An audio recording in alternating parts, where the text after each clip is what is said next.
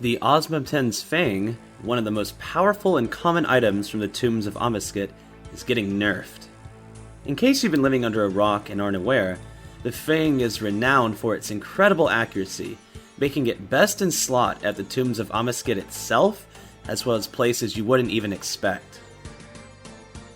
The Fang is even better than a wilderness weapon for monsters like Callisto. Crazy, right? Fang is currently comparable, or even better, than a Dragon Hunter lance or crossbow at Vorkath. Kinda weird for items with Dragon Hunter in their names to be competitive with, or even outclassed by a curvy sword from the desert.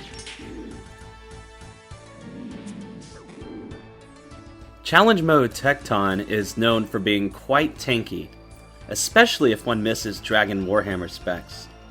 Here's me in my totally meta gear, trying out the Fang in its current state against CM Tecton, without lowering its defense at all. Of course, I did hit a few zeros here and there, but I'm going to edit those out, of course, to make it look even more OP. Let's take a quick look at today's news post.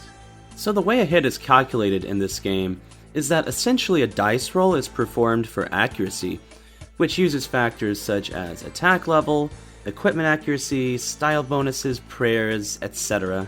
Then it does a similar thing for the enemy being attacked, except for its defense.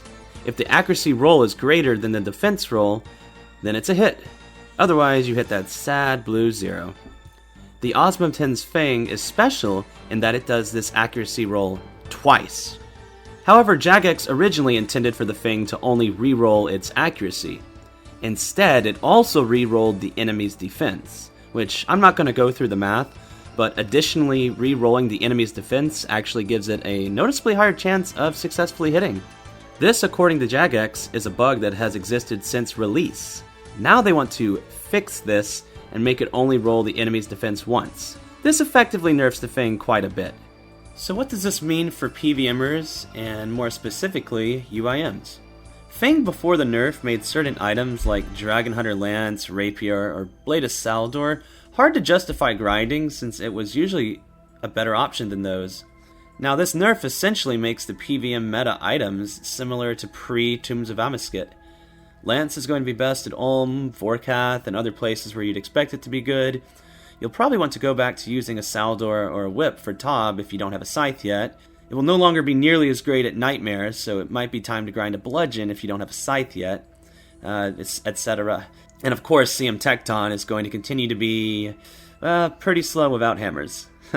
However, the Fang actually won't be changed until Monday, October 31st, so make sure to knock out some hard content where it currently shines while you still can. Oh, and of course, it is going to continue to be best in slot for TOA, as well as Nex. It will just be worse. In other news, Jagex has finally become transparent about the TOA drop rates. RuneLite data seem to be accurate about the actual item rates once a purple is rolled, but now we also have specifics about how invocations, path level, and deaths affects the raid.